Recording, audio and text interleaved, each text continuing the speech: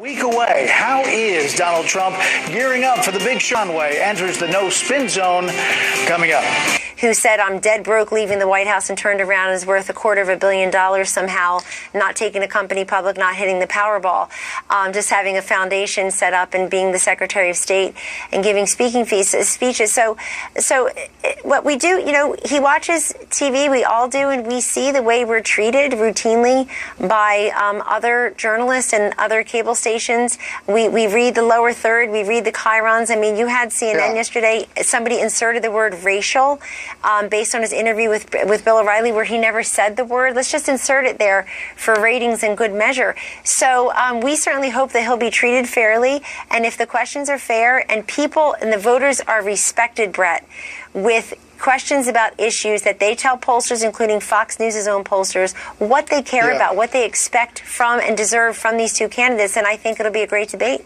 Yeah, hopefully a lot of policy. We'll see. The Washington Post has a story in which it says, quote, Donald Trump spent more than $250,000 from his charitable foundation to settle lawsuits that involve the billionaire's for-profit businesses, according to interviews and a review of legal documents. It goes on from tax records to detail exactly what those payments were. What is the reaction to this story and the specific allegation that this may have been illegal?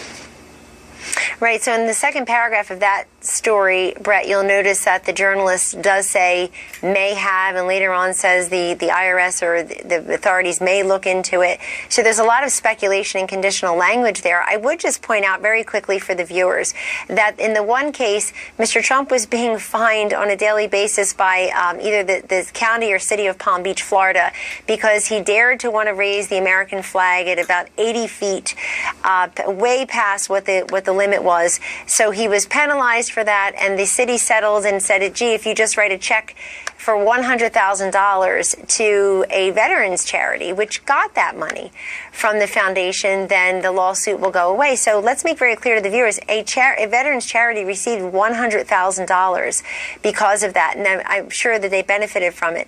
And I want to make clear, because this is in direct contrast to the Clinton Foundation, there's no one in the Trump family, including Mr. Trump, who takes a salary or benefits from the Trump Foundation. There's no permanent staff. There's no overhead. And that foundation for years, for decades, for many, many years, the only donor was Mr. Donald J. Trump. So others have contributed now, as they do. So I just want people to have the facts.